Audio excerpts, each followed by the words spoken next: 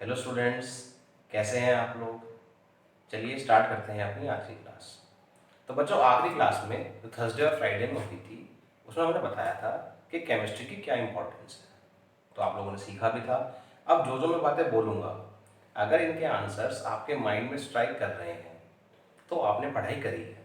और अगर सोचना पड़ रहा है तो आपने चोरी करी है, ठीक से पढ़ाई नहीं करी, जो कि बहुत गलत बात है। आज से काम थोड़ा सीरियस होता रहेगा बेटा। धीरे धीरे टॉपिक की डेप्थ और इंटेंसिटी बढ़ती रहेगी। मंडे मैंने इसलिए डिसाइड किया था कि बच्चे अभी धीरे धीरे ऐड हो रहे हैं, फिर बैकलॉग हो जाता है, समस्या रहती है उसमें। आज से रेगुलरली अच्छे तरीके से, बेहतरीन तरीके से काम शुरू करेंगे। कहीं से कहीं तक कोई दिक्कत नहीं आएगी।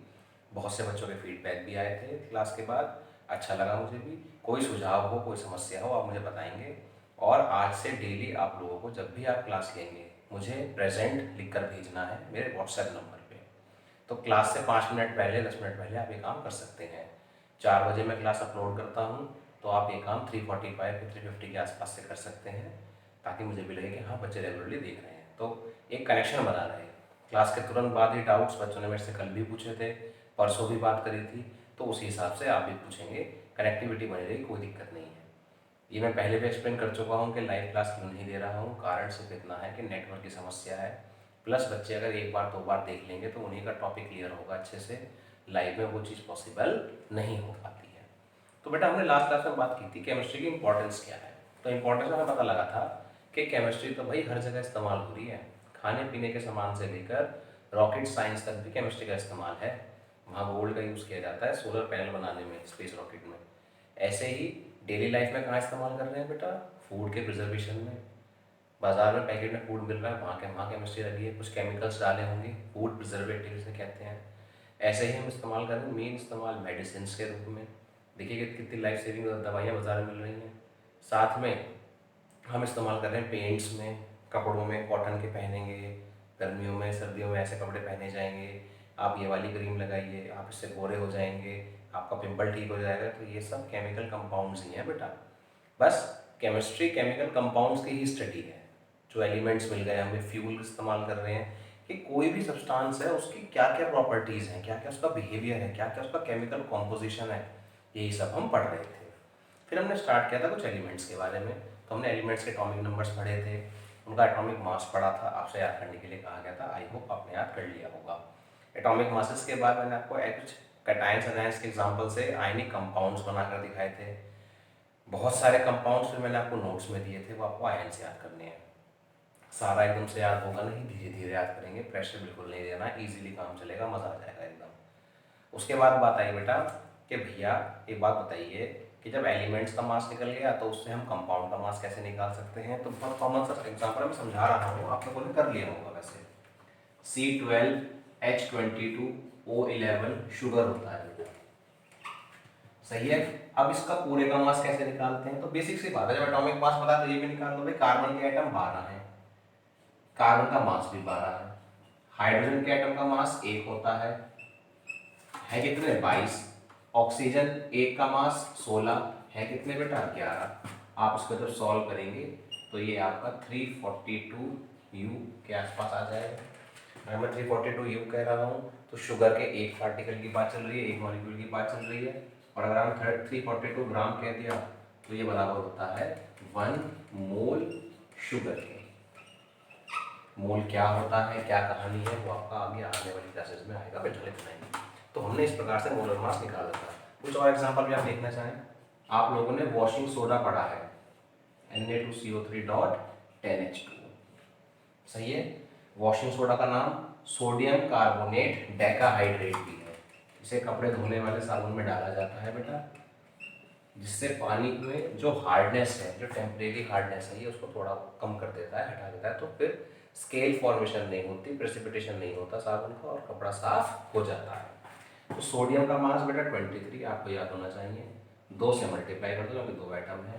कार्बन का मास 1, कार्बन का मास 12 मल्टीप्लाई कर दो 1 से। ऑक्सीजन का मास 16 मल्टीप्लाई कर दो 3 से। H2O 10 है। एक हाइड्रोजन का मास 1 है, कितने बेटा? 2। ऑक्सीजन का मास 16 है, कितने? 1। यहाँ पर एक गलती होती है, इसलिए ये वाला एग्जाम्पल इंपॉर्टेंट है बेटा। गलती क्या होती है कि भैया यहाँ डॉट लगा हुआ है, डॉट का मतलब है ये वाटर ऑफ क्रिस्टलाइजेशन है। जब सॉलिड क्रिस्टल बना होगा तो ये वाटर के मॉलिक्यूल उसके अंदर ही ट्रैप हो गए थे। तो इनको मल्टीप्लाई नहीं करते बेटा, ऐड करते हैं। मोलर मास निकालते वक्त सारे एटम्स के मासेस को ऐड करते हैं और उनके नंबर को मल्टीप्लाई करते हैं। सोडियम का मास 23 है 2 मल्टीप्लाई, कार्बन का मास 1 12 है कितने 1 मल्टीप्लाई बाई 1, ऑक्सीजन का मास 16 है कितने बेटा 3 मल्टीप्लाई कर दी 16 इंटू 3, H2O का मास 2 प्लस 16 18 आ जाएगा, मल्टीप्लाई कर देंगे 10 से। सॉल्व करता हूं तो 23 2 जा 46 plus 12 plus 16 into 3 48 plus 10 into 2 और 16 बेटा कितना होंगे 18। तो ये देखिए 12 और 48 तो बेटा 60 बन गए, ये 46 हो गया प्लस ये 180 हो गया। इन दोनों को ऐड करता हूँ तो 106 आता है और यहाँ 180 है, 80 और 6 86 और 2 286 यू लगा दीजिए या 286 ग्राम लगा दीजिए। तो ग्राम लगाते ही ये मास मोलर मास हो जाता है, तो ग्राम पर मोल हो जाता है। 286 is equal to 1 Na2CO3.10 H2O unit. इस तरीके से आप इनका मोलर मास बड़े आराम से निकाल सकते हैं। अब कुछ एक आधा एग्जांपल और जो थोड़े ज़्यादा इम्पोर्टेंट है।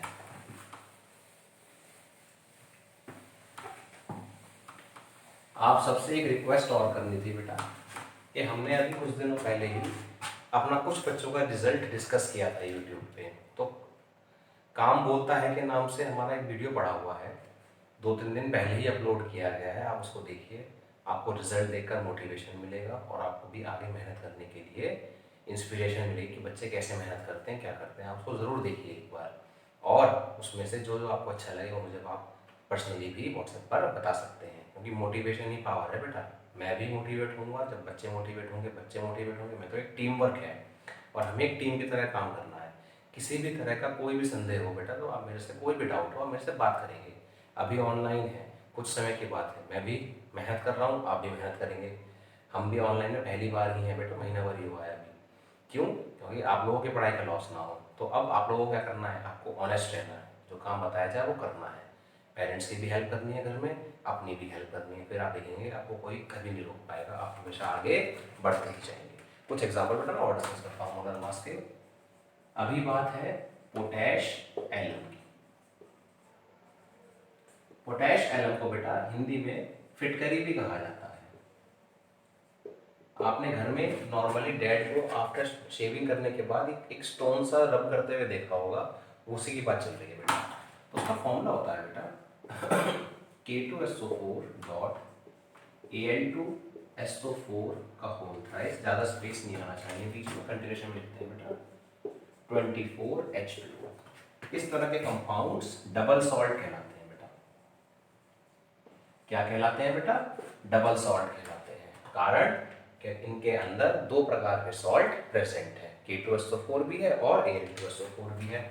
अब इसका मोलर मास कैसे निकालें, तो उसके लिए मैं आपको कहूंगा कि आप इसको 3 यूनिट्स की तरह ट्रीट करेंगे बेटा।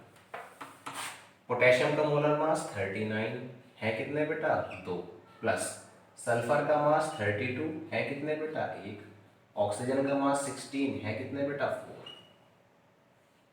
प्लस एल्यूमिनियम का मास 27 है कितने बेटा 2, प्लस ब्रैकेट के बाहर 3 लगा हुआ है तो 3 से मल्टीप्लाई होगी। सल्फर का मास 32 है 1, ऑक्सीजन का मास 16 है 4, प्लस 24 इंटू वाटर का मास, तो वाटर का मास होता है H का 1 इंटू 2, ऑक्सीजन का 16 इंटू 1। अब मैथमेटिक्स वाला काम मैं आपके लिए छोड़ूंगा। 39 इंटू 2 ये हमारा बन जाएगा बेटा 78 plus 32 plus 64 plus 27 into 2 54 plus 3 into 32 plus 64 plus 24 into 18। आप इसको सॉल्व करेंगे और इसका आंसर आप मुझे व्हाट्सएप पे बता सकते हैं। आप खुद भी कर ले तो कोई दिक्कत भी नहीं है। तो इस तरीके से बेटा हम मोलर मासेस निकाल सकते हैं। एक छोटी सी बात हुई। एनसीईआरटी में फिर आपने देखा होगा कि भाई मैटर के बारे में आ गया, तो हमने देखा कि मैटर क्या है, कोई भी वो चीज जो जगह घेरे बेटा और उसमें थोड़ा वजन भी हो, anything which occupies space and has mass is called matter. कोई भी वस्तु जिसमें थोड़ा बहुत भार है, वजन है और स्पेस को भी ऑक्यूपाई कर ले, वो सभी मैटर होते हैं। मैटर किससे बने हैं बेटा, या तो एटम से बने होंगे, या आयन से बने होंगे, या मॉलिक्यूल से बने होंगे। एटम क्या होता है मैं बता चुका हूँ आपको। अगर आप कह रहे हैं कि मेरे पास भैया है कि आपके पास एटम है सोडियम, तो एटॉमिक नंबर है 11, प्रोटॉन हो गए 11, मास नंबर है उसका 23, इलेक्ट्रॉन उसके अंदर है 11। इस प्रकार से हमारा जो मैटर है वो या तो एटम से बना हुआ है, या वो बना हुआ है आयन से, या फिर वो बना हुआ है इलेक्ट्रॉन से। ठीक है बेटा, तो कहने का मतलब ये है कि मैटर को पढ़ने के लिए हमें पता हो कि मैटर की स्टेट कितनी होती है, किस किस तरह का मैटर होता है। तो कॉमनली जो देखा जाता है, जो ऑब्जर्व किया जाता है, वो 3 ही स्टेट है मैटर की, सॉलिड, लिक्विड और गैस। हमें यही पढ़नी है, ग्रेजुएशन तक भी आप यही पढ़ेंगे। इसके अलावा भी कुछ स्टेट्स हैं बेटा। सॉलिड आप जानते ही हैं, वो पार्टिकल्स जिनकी शेप चेंज ना हो, जहाँ पर मोशन पार्टिकल्स में बहुत कम होता है। कई बार कह दिया जाता है कि मोशन ही नहीं है, लेकिन सॉलिड में पार्टिकल अपनी मीन पोजीशन पे हल्का हल्का वाइब्रेट करता है। जीरो मोशन नहीं होगा, बहुत बहुत कम है, वो ना के बराबर ही कंसिडर कर लिया जाता है।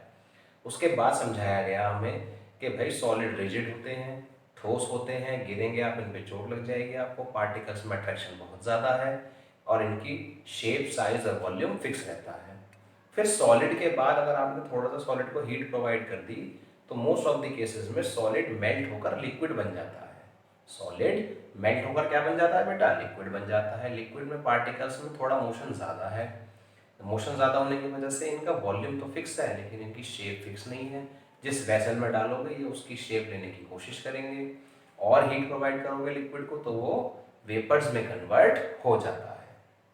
ठीक है बेटा, अब आपके पास क्या आ गया, अब आपके पास आ गया भाई गैशियस फेज। गैशियस फेज में क्या होता है, पार्टिकल्स बहुत दूर दूर होते हैं, उनके अंदर मोशन बहुत ज़्यादा होता है, गैसेस मिक्स बहुत आसानी से हो जाती हैं, इसलिए गैसेस डिफ्यूजन दिखाती हैं। सॉलिड्स के अंदर डिफ्यूजन बहुत कम होता है, लिक्विड में थोड़ा ज़्यादा होता है, गैसेस में सबसे ज़्यादा होता है। गैस जिस भी वेसल में रखोगे उसी की शेप और उसी का वॉल्यूम ऑक्यूपाई करेगा। उसके अलावा नोट्स में आपको मिला होगा बोज आइंस्टाइन स्टेट, जो कि बहुत लोअर टेम्परेचर की स्टेट है। इंडिया के साइंटिस्ट बोज और आइंस्टाइन ने मिलकर इसको डिस्कस किया था। बहुत ठंडे तापमान पर इस तरह की स्टेट आप ऑब्जर्व करेंगे। टेम्परेचर बहुत ज़्यादा हाई हो जाएगा तो आप प्लाज्मा की बात कर सकते हैं। जैसे सन की स्टेट को हम नियरली एक तरीके से प्लाज्मा कह सकते हैं।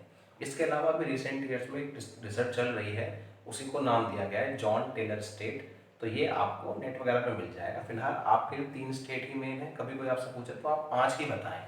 जो 6th है वो अभी मैं कह सकता हूँ आपकी कि रिसर्च पर्पस पे है, अभी चल रहा है काम, तो उसको अभी प्रॉपरली डिफाइन नहीं करा गया, लेकिन हाँ जॉन टेलर स्टेट है, वैज्ञानिक ने उसको नाम दे दिया है। उसके बाद मैंने आपको नोट पे दिया था कि एटम्स क्या होते हैं। तो आप सभी जानते हैं एटम बहुत बहुत छोटा पार्टिकल है। हम फिलहाल तो ये मान के चलते हैं कि एटम इंडिविजिबल है, लेकिन हमने आगे देखा कि इसके अंदर तो इलेक्ट्रॉन भी है, तो मैं एटम को अलग कर सकता हूँ। हाँ, मैं एक एटम को काट नहीं सकता, जैसे मैं तरबूज काट देता हूँ वैसे मैं नहीं काट सकता, लेकिन हाँ उसके अंदर भी छोटे पार्टिकल्स हैं। मीन्स पहले, जब बहुत पहले वैज्ञानिकों ने ये माना था कि एटम जो है ना बेटा वो सिंगल यूनिट है। जैसे इलेक्ट्रॉन है, इलेक्ट्रॉन के अंदर से कुछ नहीं निकल सकता, वो छोटा पार्टिकल है, लेकिन एटम को भी पहले एक ही पार्टिकल माना गया था।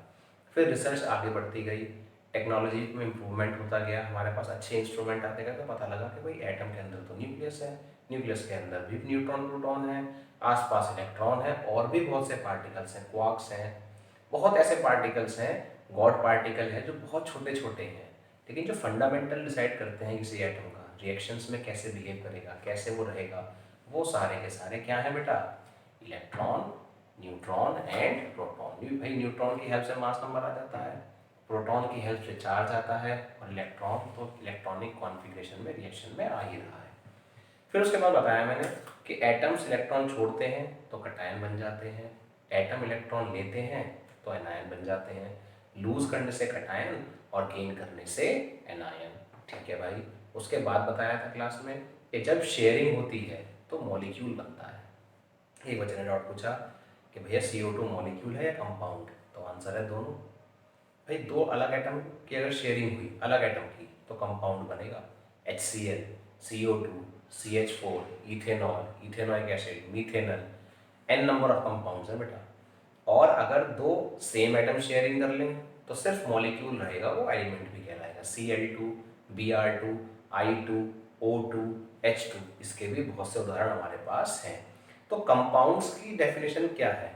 जब दो या दो से ज़्यादा अलग अलग एटम्स एक डेफिनेट रेशो में कंबाइन करते हैं तब कंपाउंड्स बन जाते हैं। कंपाउंड्स को प्योर सब्सटेंसेस कहा गया है क्योंकि इनके अंदर एक तरह के ही पार्टिकल्स होते हैं। जैसे कि मैं आपसे कहूँ मेरे पास कंपाउंड है कार्बन डाइऑक्साइड, तो सारे पार्टिकल्स अब CO2 ही हैं, तो वो सब्सटेंसेस भी प्योर सब्सटेंसेस कहलाते हैं। ऐसे ही अगर मैं आपसे बात करूं कि मेरे पास भैया सिर्फ ऑक्सीजन है और सारे के सारे एटम O2 के ही हैं, तो वो भी हमारे प्योर सब्सटेंसेस की कैटेगरी में आ जाते हैं। उसके बाद बात हुई बेटा कि मिक्सचर्स क्या होते हैं। तो मिक्सचर्स भैया जब दो या दो से ज़्यादा सब्सटेंसेस को आप मिला दें तो मिक्सचर बन जाएगा। और हर कोई जानता है कि मिक्सचर भी दो प्रकार के हैं, एक होमोजेनस और एक हेट्रोजेनस। अब यहाँ बात समझनी है कि होमोजेनस मिक्सचर वो होता है जिसका कॉम्पोजिशन थ्रू आउट सेम होता है। आप घर में दाल चावल खाते हैं या सब्जी चावल कंज्यूम करते हैं या पानी में स्टोन्स डाल देते हैं, तो वहाँ पर क्या होता है, अलग अलग फिजिकल स्टेट विजिबल है। भाई उसका कलर अलग है, उसका कलर अलग है। जहाँ आप डिफ्रेंशिएट कर पाते हैं वो आपका हेट्रोजेनस है, लेकिन जहाँ पर आप डिफ्रेंशिएट नहीं कर पाते वो कंडीशन बन जाती है होमोजेनस मिक्सचर की। आ रही है बात समझ में? होमो means uniform, hetero means different. उसके बाद मैंने बताया आपको कि होमोजेनस मिक्सचर में एक बात और ध्यान रखनी है कि होमोजेनस मिक्सचर डेफिनेट भी होते हैं और इनडेफिनेट भी होते हैं। कहने का मतलब आप चाहें तो मिक्सचर बनाते वक्त अमाउंट्स को फिक्स कर सकते हैं और आप चाहें तो अमाउंट्स फिक्स ना करें। जैसे घर में टी, कॉफ़ी या सब्जी बनती है, कुछ भी खाने पीने का सामान बनता है, तो अमाउंट्स हर बार फिक्स नहीं होती बेटा। थोड़ा बहुत टेस्ट में चेंज आ जाता है। कई बार हम कहते हैं आज परफेक्ट टेस्ट आया, और कई बार हम कहते हैं कि आज तो भाई कुछ कमी है ये इसमें। तो डेफिनेट भी होता है, इनडेफिनेट भी। डेफिनेट के मैं आपको बेस्ट एग्जांपल देता हूँ। कुछ आपने मार्केट में कोल्ड ड्रिंक कंज्यूम करी, थम्स अप पीते हैं सपोज कीजिए आप, तो बेटा उसका टेस्ट कांस्टेंट है। अगर वो ख़राब नहीं हुई है, कुछ दिक्कत नहीं आई है उसमें, तो आप मोदी नगर में कंज्यूम कीजिए, आप दिल्ली में जाइए, आप अमेरिका में चले जाइए, आप जहाँ भी थम्स अप पियेंगे सेम ब्रांड का और सेम फ्लेवर वाला, तो उसका टेस्ट कांस्टेंट आएगा।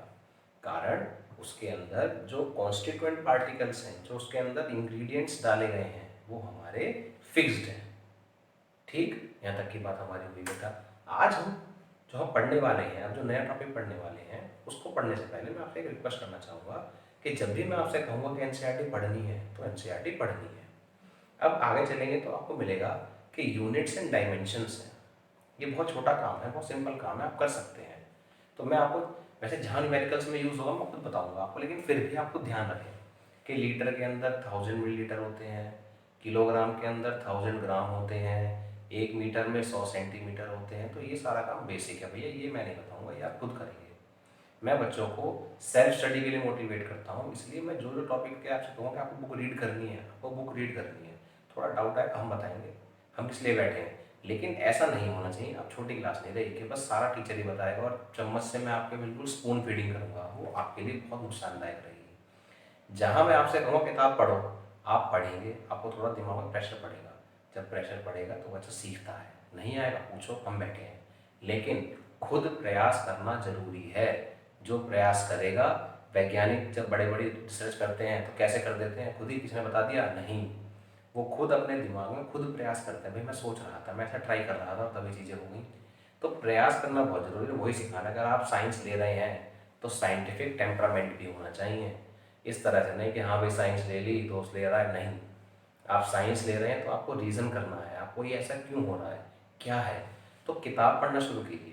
किताब पढ़ने से क्या होगा, पहली बात तो सेल्फ स्टडी की आदत बनेगी। दूसरी बात, अब बोर्ड्स में 20 नंबर के टिक मार्क आने लगे हैं बेटा, मल्टीपल चॉइस क्वेश्चन, और वो किताबों की लाइंस के बीच में से आते हैं। जैसे मैं अभी आपसे एक सवाल पूछता हूँ, सिस्प्लेटिन एक मेडिसिन है, वो किस काम में इस्तेमाल होती है? जिसके मन में आ गया आंसर उसने पहला पेज पढ़ा है एनसीईआरटी का ठीक से, जिसके नहीं आया उसने नहीं पढ़ा। टैक्सॉल क्या है ये भी है उसमें। तो इस तरह से आपको किताब रीड करना ज़रूरी है। सारी बातें नहीं बताऊंगा मैं, क्योंकि आप फिर किताब नहीं पढ़ेंगे। तो जहाँ मैं आपसे कहूँ कि बेटा बुक रीड करो, तो बुक रीड करनी है। तो आप जब आगे चलेंगे तो आपको मिलेगा एक टेबल आएगी बेटा, उसमें लिखा हुआ है कि एक पीको किसके बराबर है, तो 10 की पावर -12 के बराबर होता है पीको। नैनो किसके बराबर है, 10 की पावर -9 के बराबर होता है नैनो। एंगस्ट्रम क्या होता है, 10 की पावर -10 होता है। ऐसे बहुत बड़ी टेबल है, जीटा योटा इस तरीके से बहुत आते हैं। तो वो आपको पूरी टेबल बनानी है और धीरे धीरे आप उसको याद करना भी शुरू करेंगे। उसके बाद आएगा, अगर आप किताबें पढ़ेंगे बेटा, तो आपको आगे पीछे कहीं ना कहीं मिल जाएगा डायमेंशनल एनालिसिस, कि मीटर को सेंटीमीटर में कैसे करें, सेंटीमीटर को मीटर में कैसे करें। इसका भी आप खुद ट्राई करेंगे। मैं कभी ना कभी आपको ये बता दूंगा, अभी इसकी ज़रूरत नहीं है, लेकिन हाँ आप खुद करेंगे। ये सिंपल काम है, आप कर सकते हैं। मैं ये नहीं कहूँगा ज़रूरत नहीं है, ज़रूरत है, लेकिन आपको खुद करना है, सेल्फ स्टडी वाला काम है। उसके बाद मैं आता हूँ फिजिकल प्रॉपर्टीज़ पर और केमिकल प्रॉपर्टीज़ पर। हर एक एलिमेंट की कुछ कैरेक्टरिस्टिक प्रॉपर्टीज़ हैं जिन्हें हम फिजिकल प्रॉपर्टी कहते हैं, और कुछ कैरेक्टरिस्टिक्स को केमिकल प्रॉपर्टीज। बहुत कॉमन सा एग्जांपल लीजिए, आपके पास ये मार्कर है, आप इसको देख रहे हैं कि हाँ भाई, तो देखा दबा के सॉलिड है, फिजिकल प्रॉपर्टी। महक नहीं आ रही, ऑर्डरलेस है, फिजिकल प्रॉपर्टी। कलर वाइट और ब्लू है, फिजिकल प्रॉपर्टी। इसको पिघला देते हैं, मेल्ट कर देते हैं, मेल्टिंग पॉइंट आया इसका 50 डिग्री से, सॉरी 100 डिग्री सेल्सियस के आसपास, तो ये इसका मेल्टिंग पॉइंट हो गया। बॉयल हो गया 200 डिग्री सेल्सियस पे। ये सारे चेंज हमारे फिजिकल प्रॉपर्टीज कहलाते हैं, जिसमें कोई भी केमिकल बदलाव ना हो। आपने कलर देखा, आपने ऑर्डर देखा, आपने ये देखा सॉलिड है, लिक्विड है, गैस है, तो ये सब हमारे किस में आ गए बेटा, ये सब हमारे आ गए फिजिकल प्रॉपर्टीज में। अब केमिकल प्रॉपर्टी, क्या पानी के साथ ये केमिकली रिएक्ट कर जाएगा, क्या इसकी कंबशन हो सकता है, तो इस तरह से प्रॉपर्टीज, क्या इसमें एडिशन रिएक्शन हो जाएगी, क्या इसमें सब्स्टिट्यूशन हो जाएगा, क्या इसमें कोई और reaction possible. Reaction means chemical change. Reaction एक केमिकल चेंज है, हमेशा ध्यान रखना। अगर आप केमिस्ट्री के पॉइंट ऑफ व्यू से बात कर रहे हैं, एक्शन रिएक्शन नहीं कह रहा हूँ मैं, न्यूटन के नियम की बात नहीं कर रहा, मैं बात कर रहा हूँ केमिस्ट्री के पर्सपेक्टिव में। तो अगर आप रिएक्शन बोल रहे हैं तो रिएक्शन एक हमेशा केमिकल चेंज होता है बेटा। कैसे, बोर्ड पे एक मिनट में ज़्यादा पढ़ देता हूँ, फिर समझाता हूँ। बिल्कुल ध्यान से लगे रहना है। नोट्स जो कराता जाऊंगा वो आपको नोट्स मिलते जाएंगे। कोई भी टॉपिक ऐसा होगा नहीं जो आपका नोट्स में रह जाएगा, सब दिया जाएगा आपको। केमिकल रिएक्शन कैसे कह रहा हूं समझो। हाइड्रोजन के 2 यूनिट के साथ ऑक्सीजन की 1 यूनिट रिएक्ट करती है और वाटर बन जाता है। बहुत बेसिक सी रिएक्शन है, लेकिन इसमें बहुत बेसिक बातें हैं समझने की, बिल्कुल ध्यान से। किसी भी केमिकल रिएक्शन में जब भी रिएक्शन होती है तो रिएक्टेंट एक तरफ लिखे जाते हैं, प्रोडक्ट एक तरफ लिखे जाते हैं, और हम एरो से उसको इंडिकेट करते हैं कि यहाँ से यहाँ चले गए। सभी जानते हो इस बात को। रिएक्शन में रिएक्टेंट से जो प्रोडक्ट बनते हैं उनकी प्रॉपर्टी, बिहेवियर सब चेंज होता है। ये बात बिल्कुल ध्यान से समझनी है कि भाई रिएक्टेंट लेके चल रहा हूँ, प्रोडक्ट बन रहे हैं, प्रॉपर्टी चेंज। ऐसे कैसे, समझो। हाइड्रोजन एक ऐसी गैस है जो आग पकड़ती है। हाइड्रोजन एक ऐसी गैस है जो आग को पकड़ती है बेटा, जिसको हम बोलते हैं फ्लेमेबल। तो मैं लिखूंगा कैचेस फायर। ये बड़ी आसानी से आग को पकड़ लेती है। O2 यानी कि ऑक्सीजन सपोर्ट्स कंबशन। ऑक्सीजन की प्रेजेंस में ही होगा कंबशन, इसके बिना कंबशन हो नहीं सकता। और जो कंपाउंड बनकर आया बेटा, ये एक्सटिंग्विश कर देता है आग को। इसकी वजह से जो फायर है वो हमारी बुझ जाती है।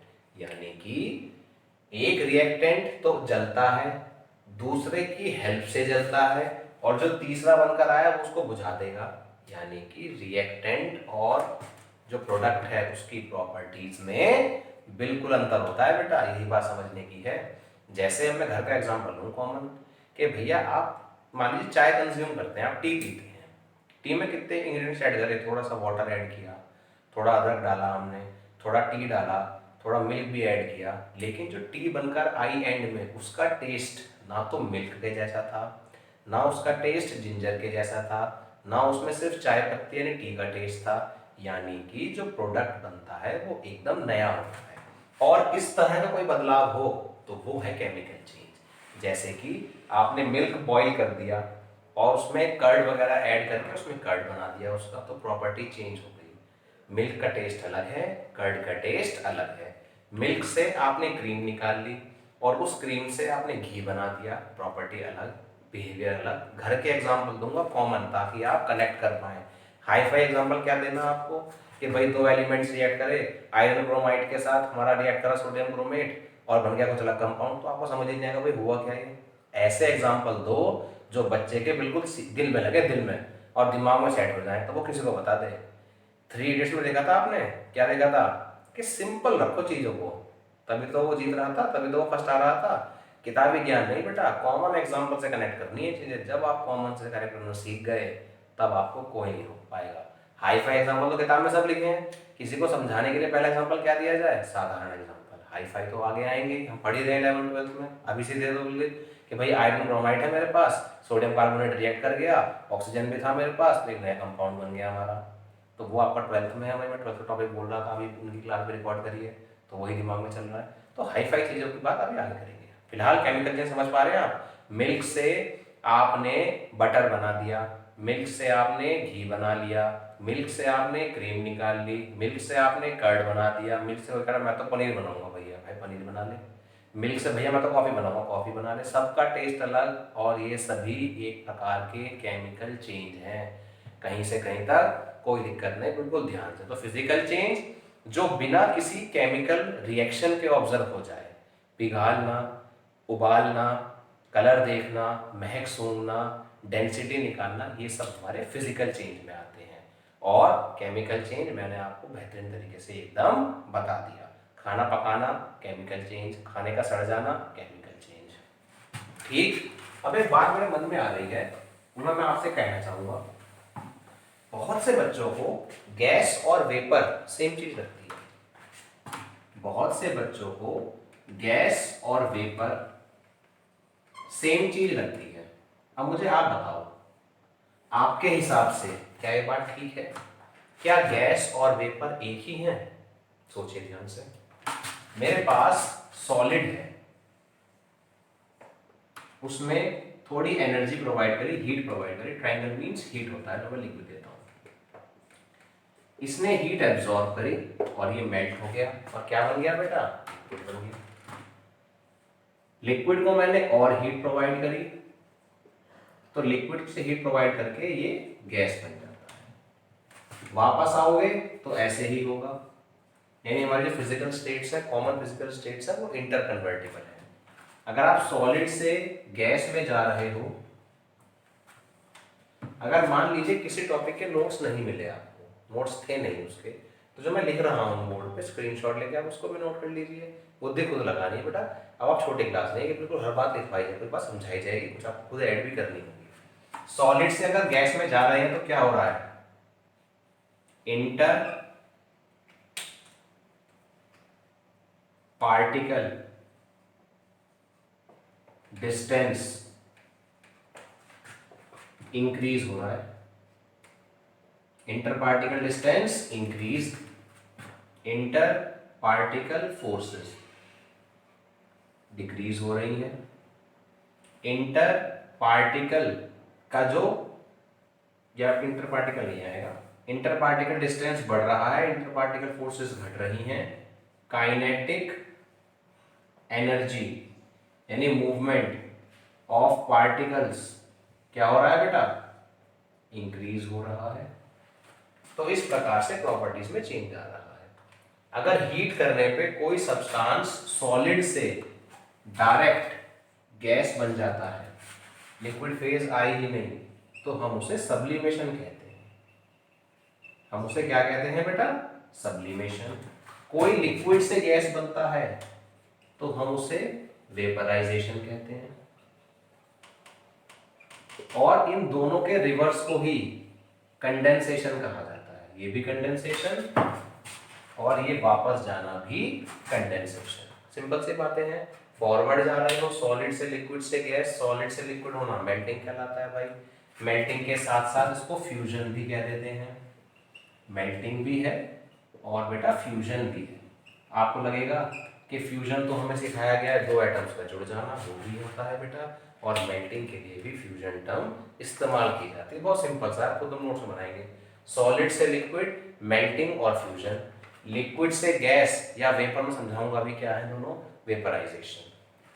सॉलिड से सीधा गैस, सीधा वेपर, सब्लिमेशन। एग्जांपल आप देखते हैं, वॉशरूम में नेफ्थलीन बॉल्स रखी होती हैं, घर में आपके कैम्फर होगा, कपूर होगा, और ऐसे बहुत से सब्सटेंसेस होते हैं। कार्बन डाइऑक्साइड सॉलिड, जिसको ड्राई आइस भी कहा जाता है, ये भी आपका एक सबलाइन होने वाला ही सॉलिड है। अब मैं बात करूंगा आपसे कि गैस और वेपर में क्या अंतर है, पूरा ध्यान देंगे और नोट में लिखेंगे भी। Any substance which exist as solid or liquid at 25 degrees Celsius. Any substance which exists as solid or liquid at 25 degrees Celsius forms vapors. ऐसा कोई भी सब्सटेंस जो 25 डिग्री सेल्सियस पे एक्ट या प्रेजेंट होता है सॉलिड या लिक्विड फेज में, वो वेपर बनाता है।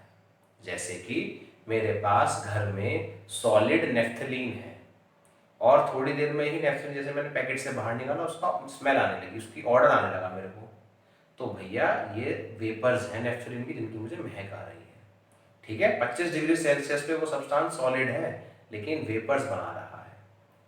25 डिग्री सेल्सियस पे ही मेरे पास पेट्रोल था, पेट्रोल पंप पे गया, वहां महक आ रही थी पेट्रोल की, तो लिक्विड है वो, लेकिन वेपराइज होकर वेपर बना रहा है। लेकिन 25 डिग्री सेल्सियस पे हमारी हवा क्या है बेटा, गैस है, और उसी गैस में हम और आप आसानी से सांस ले रहे हैं और सांस छोड़ रहे हैं।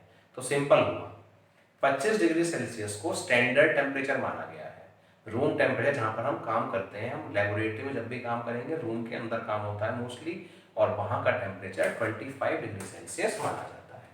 तो वहाँ बताया गया कि अगर 25 डिग्री सेल्सियस पे कोई सॉलिड है, 25 डिग्री सेल्सियस पे कोई लिक्विड है, तो ये तो वेपर्स बनाएंगे, और 25 डिग्री सेल्सियस पे जो गैस की फॉर्म में है वो गैस, तो 25 डिग्री सेल्सियस पे जो एग्जिस्टिंग गैस की फॉर्म में है, से ऑक्सीजन, से कार्बन डाइऑक्साइड, तो वो सब तो गैस कहलाते हैं बेटा।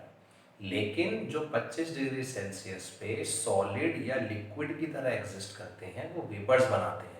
जैसे वाटर वेपर बनाता है, कुछ वेपर्स में खुशबू या महक होती है, किसी में नहीं होती, तो हम उसके लिए केमिस्ट्री में टर्म ऑर्डर यूज करते हैं बेटा, ODOUR। ये आदेश वाला ऑर्डर नहीं है, ये होता है ये ऑर्डर, ठीक है ना, क्योंकि ऑर्डर में पॉजिटिव भी होता है, नेगेटिव भी, मीन्स अच्छी खुशबू भी होती है और बेकार भी। जैसे एस्टर की खुशबू होती है, हम बोलते हैं भाई अच्छी स्मेल है, स्वीट स्मेल है, और पंजेंट स्मेल भी होती है, बहुत ज़्यादा नाक में चढ़ जाने वाली, जैसे अमोनिया की होती है। तो 25 डिग्री सेल्सियस का गेम है, वहाँ पर जो सॉलिड है या लिक्विड है वो तो बनाएगा वेपर, और जो 25 डिग्री सेल्सियस पे गैस है वो रहेगा गैस। आगे चलते हैं, आगे हमें दिख रहा है कि भाई मास और वेट आ रहा है एनसीईआरटी में। तो मास और वेट क्या होता है, वेट जो आता है वो ग्रेविटी की वजह से आता है। वेट जो आता है आपकी बॉडी का या किसी भी सब्सटेंस का, वो ग्रेविटी की वजह से आता है।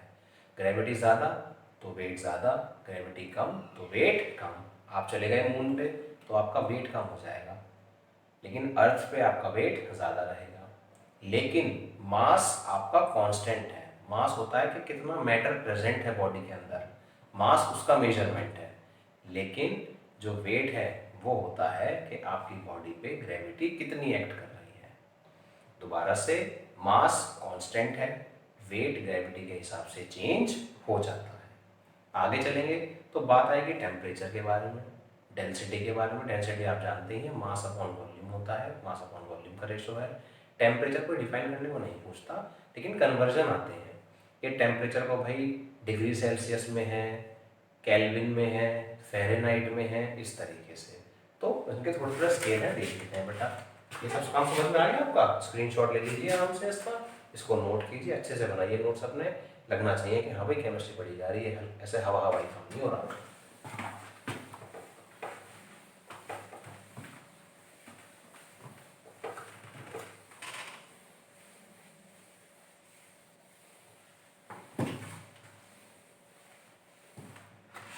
अब हम देखते हैं बेटा मैं क्या कह रहा था। टेम्परेचर की बात अगर करी जाए तो टेम्परेचर क्या है एक्चुअली में, बताइए। आजकल टेम्परेचर ज़्यादा है तो क्या ज़्यादा हो रहा है, गर्म ज़्यादा हो रहा है ना मौसम, और सर्दियों में टेम्परेचर कम होता है तो मौसम ठंडा हो जाता है। तो in short temperature is the measurement of degree of hotness और कूलनेस। भाई ज़्यादा गर्मी है कम गर्मी है, इसी का तो मेजरमेंट है। अब इसको नापने के लिए, मेजर करने के लिए हमारे पास डिग्री सेल्सियस है, हमारे पास केल्विन है और हमारे पास डिग्री फ़ारेनहाइट है बेटा, तीनों चीज़ें हैं। डिग्री सेल्सियस को अगर केल्विन में कन्वर्ट किया जाए तो डिग्री सेल्सियस को अगर आप डिग्री सेल्सियस टू केल्विन कर देता हूँ, चलो मैं यहाँ पे, तो भाई क्या करना है, डिग्री सेल्सियस में प्लस कर दीजिए 273.15। तो ये आपका आंसर किस में आएगा बेटा, केल्विन में आएगा। समझिए एग्जांपल, सपोज कीजिए आपके पास है टेम्परेचर 5 डिग्री सेल्सियस, तो केल्विन में क्या आएगा, 5 plus 273.15 is equal to 278.15 Kelvin. इस तरीके से आप इसको कन्वर्ट करेंगे। अगर केल्विन में है तो आप 273.15 घटा दीजिए। फॉर एग्जाम्पल अब आपको कन्वर्ट करना है केल्विन टू डिग्री सेल्सियस और आपके पास है 300.15 केल्विन। तो हमने क्या करा, 300.15 केल्विन में से 273.15 माइनस कर दिया, तो ये हमारा 27 आ जाएगा। तो यानी टेम्परेचर है 27 डिग्री सेल्सियस। इसमें कोई बहुत लंबी चौड़ी बात नहीं है। आइए अब देखते हैं डिग्री फ़ारेनहाइट का। तो डिग्री फ़ारेनहाइट है बेटा वो कुछ ऐसे है, 9/5 इंटू डिग्री सेल्सियस प्लस 32। अगर आप डिग्री फ़ारेनहाइट सेल्सियस को डिग्री फ़ारेनहाइट में कन्वर्ट करना चाहते हैं तो आपको ये इक्वेशन फॉलो करनी है। मान लीजिए आपके पास 50 डिग्री सेल्सियस है,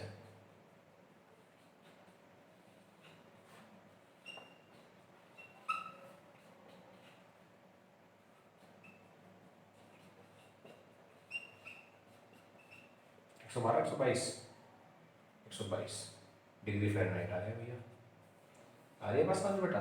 तो ये आपके स्केल्स हो गए। एक काम और पढ़ेंगे आप किताब से, SI system of units, metre, gram, इस तरीके से जो यूनिट्स आपको गिवन है भाई, डिस्टेंस की यूनिट क्या होती है, लेंथ की यूनिट क्या है, मास की यूनिट क्या है, इंटेंसिटी की यूनिट क्या है, अमाउंट ऑफ सब्सटेंस की यूनिट क्या है, वो टेबल भी आप देखेंगे, वो भी मैं आपको प्रोवाइड करूँगा। ठीक है बेटा, आज का काम इतना ही रहेगा। कल मैं आपसे सिग्निफिकेंट फिगर्स की बात करूँगा, सवाल पेपर में आता है, राउंडिंग ऑफ की बात करूँगा, उसका सवाल पेपर में आता है, और फिर लॉस की बात चलेगी जो बहुत बहुत ज़्यादा इंपॉर्टेंट है। नोट्स बनाइए, जहाँ कोई दिक्कत आए वहाँ मेरे से आप पूछिए, साथ में जुड़े रहिए। जो भी दोस्त हैं उनसे बात कीजिए, उनको भी बताइए कि ट्रायल लेके देखें, और फिर हम आगे अपना कंटिन्यू करते रहेंगे। थैंक यू, जय हिंद।